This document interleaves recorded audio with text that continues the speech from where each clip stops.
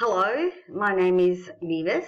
I'm an ESL, EFL English language teacher here in Italy, and over the years most of my students or colleagues have had problems with teaching or learning pronunciation skills.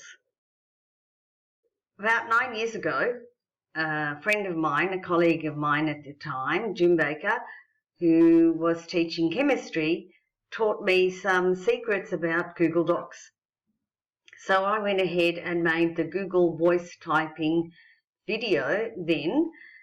Now there have been some improvements with this Google voice typing tool. So I would like to show you how to use it.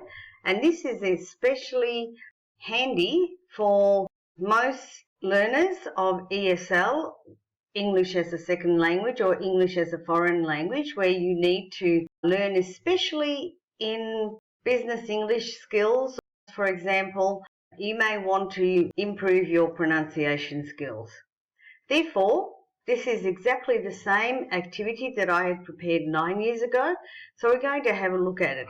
Firstly, there are some new tools, and one of the new tools is the read aloud function, and it's called Listen to this tab.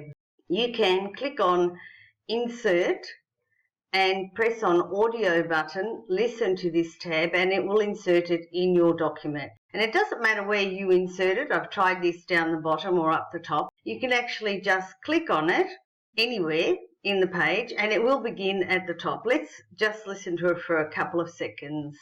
Pronunciation skills. Watch my video tutorial on YouTube, new video or older video here. Click on this button and listen carefully to the pronunciation. When you are ready, then record your voice pronouncing the word and see if the voice type tool can understand your pronunciation. Keep practicing until you get it perfect. You can also change the speed to listen in slow mode. See image below. NB before you begin. Make sure you are in a quiet room with no noise or Go to the Tools tab above the toolbar, click on Tools, then click on Voice Typing. You will see the tool open up on the left side of this document. Word, Definition, Your Voice, Structured.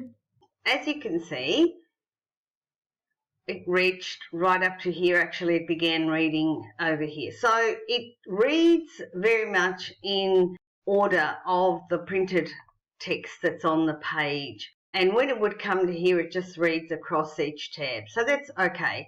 The good thing about that is that you don't have to worry about pronouncing or writing the pronunciation for your students. They can just listen to it. They can make the voice go slower, and they can also let it pause and repeat it and then then say their word with the Google Voice Typing tool. So let's have a look at where the Google Voice Typing tool is, and then we click on Tools, and here it is, Voice Typing, and you can see that the audio Listen to this tab is also available at this point. Okay, so let's just click on the Voice Typing tool. This is what we want, and it hasn't changed much other than I think the graphics of it. It looks a bit different. You can move it across the page wherever you want. Choose the English pronunciation that you will use, yours. Mine is Australian, so I'm going to choose English Australia. All I need to do now is to click in the tab where I want it to write. When I'm happy with where I want the Google Voice Typing tool to actually write what I say, I'm going to press on the Voice Typing button. Now all I want to do is read this word, because that's the word that I want to make sure I pronounce correctly. The definition is only there for extra. So let me click on Start Voice Typing. Structured. Parse. I'm going to stop. So as you notice, it didn't pick up my R.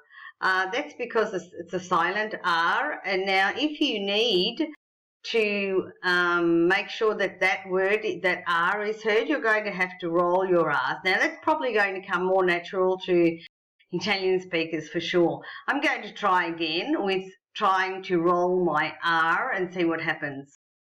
Parse. Parse. Perfect, it got it. Okay, so that may be not a great example. Let's go on and try the others. Let's go to these. I'll just go down a bit and see how we go. Text, text, clear, areas, areas, authoring, innovative, innovative. Okay, so as you noticed, I used two pronunciations and was able to spell both.